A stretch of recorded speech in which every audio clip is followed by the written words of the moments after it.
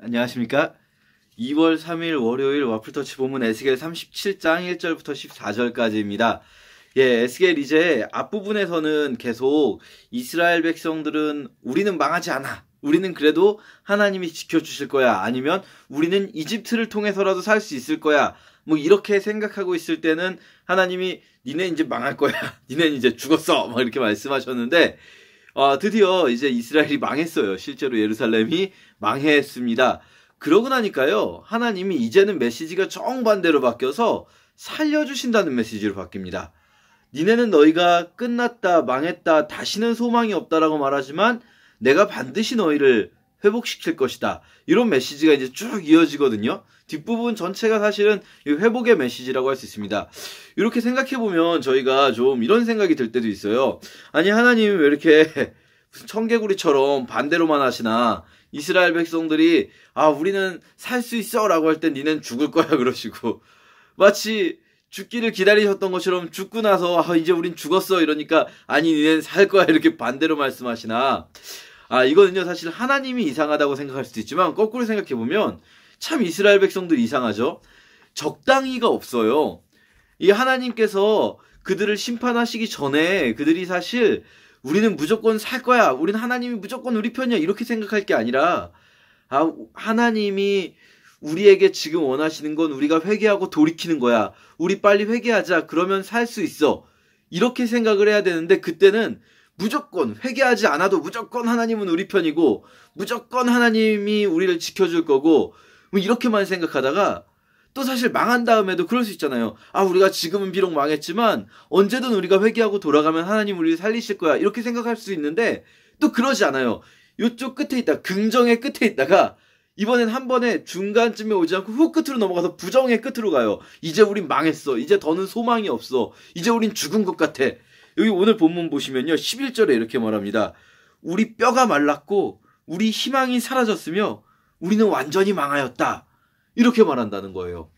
되게 이상하지 않습니까? 이스라엘 백성들이요. 중간이 없어요. 너무 긍정적이다가 너무 부정적이 됐어요. 하나님은요. 이들이 너무 긍정적일 땐 그들에게 너희가 무조건 사는 게 아니야. 회개하지 않으면 죽을 거야. 라고 말씀하시다가 이들이 너무 부정적이 되니까 이번에 거꾸로 말씀하시는 거죠. 아니 그렇지 않아. 너희가 완전 망한 게 아니야. 너희가 회개하고 너희가 돌이킬 때 나는 너희를 반드시 회복시킬 거야.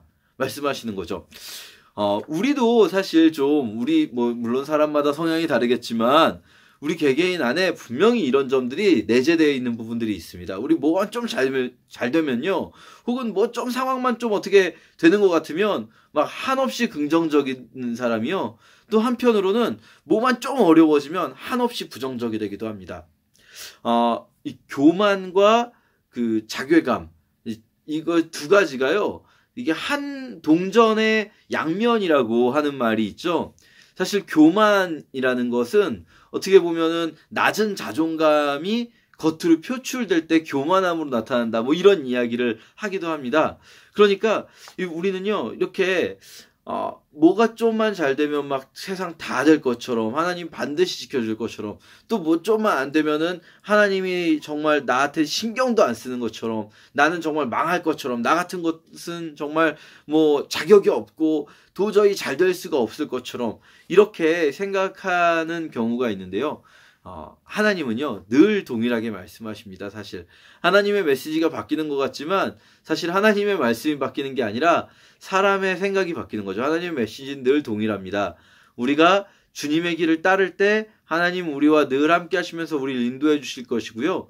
우리가 주님의 길을 벗어나 있을 때는 하나님의 동일한 그 동행이 다른 모습으로 나타나서 우리를 돌이키기 위해서, 우리를 회개케 하기 위해서 하나님이 때로는 우리에게 어려움을 허락하실 수도 있다는 것 우리가 기억하면 좋을 것 같습니다. 자, 오늘 본문은요. 사실 그런 이스라엘 백성들, 우린 이제 끝났어. 더 이상은 소망이 없어 라고 말하는 이스라엘 백성들에게 회복의 메시지를 주실 때 앞에서도 이 에스겔 예언의 특징이 거대한 환상 혹은 또 어떤 실제로 하는 행동들, 에스겔이 막 돌아 누워 있는다든지 뭐 그런 행동들을 보여주는 거였는데요.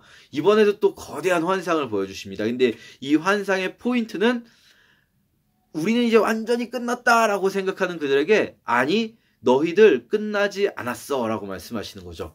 그래서 하나님께서 에스겔을 예루살렘 근처의 골짜기로 이 뼈들이 죽어있는 해골들이 다 백골이 진토된 그곳에 데리고 가셔서요. 어떻게 되겠느냐? 이 뼈들이 살 수 있겠느냐? 물어보시는 거죠. 이때 이 에스겔의 대답이 아주 중요한데요. 너는 이 뼈들이 어떻게 살 수 있을 것 같이 보이니? 라고 물어보셨을 때 에스겔이 이렇게 대답합니다. 주께서만 아십니다. 이게요, 사실은 어떻게 보면 믿음, 또 어떻게 보면 막연할 수도 있지만 희망을 담은 말인 거죠. 에스겔 선지자가요, 그냥 인간적으로 봤을 땐 당연히 에스겔 선지자가 보기에도 망했다. 이 백골들이 이게 어떻게 사나? 이게 뭐 어느 정도 시신의 형태라도 유지하고 있어야 되는데 왜 그 우리 죽은 나사로 이야기에서도 보면 사람들이 그런 이야기합니다. 예수님께 이 나사로를 예수님이 살리실 때 아니 지금 좀 더 일찍 오셔서 시신이라도 온전히 보존하고 있을 때 그때 오셨으면 살아날 텐데 지금은 이미 너무 늦었다. 시신이 부패하기 시작했다. 이런 말을 하는 거는요. 이들의 사고방식 속에 아니 그래도 몸이라도 멀쩡히 있으면 뭐 이렇게 죽었던 것 같은 사람이 벌떡 일어날 수라도 있겠지만 이미 뭐 해골이 돼 버렸는데 이 해골들이 어떻게 살아나나 라고 생각을 할 수 있죠. 에스겔 선지자도 눈에 보이는 건 그런 상황이었을 거예요. 하지만 에스겔 선지자 믿음으로 또는 소망을 품고 말합니다. 하나님 살려달라는 마음이 있는 거죠. 주님이 아십니다.